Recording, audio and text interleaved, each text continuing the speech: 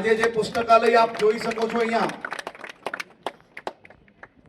આમાં બાળકીઓ માટે તદ્દન અલગ વ્યવસ્થાઓ ઊભી કરવામાં આવી છે.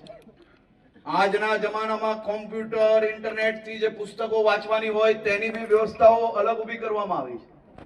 એક સાથે 160 થી વધારે વિદ્યાર્થીઓ યુવાઓ અહીંયા વાંચી શકશે ને એમનું ભવિષ્ય ઉજ્જવળ કરી શકશે. આપણે વડગામમાંથી આવનારા સમયની અંદર આપણા દીકરા દીકરીઓનું ભવિષ્ય ઉજ્જવળ થાય તે માટે એક પછી એક આવી વ્યવસ્થાઓ જે કરીએ છે ને, આ વ્યવસ્થા તમે લખી રાખો.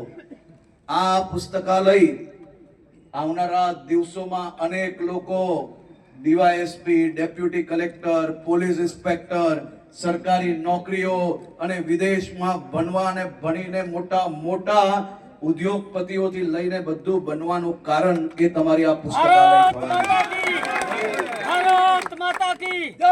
આપણે ગામે ગામ જે સુવિધાઓ પહોંચાડીએ છે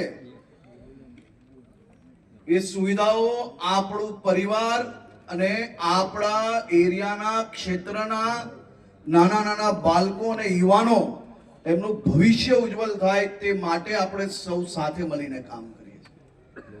આપણા ગુજરાતની આજે દેશનું નંબર 1 રાજ્ય બન્યું.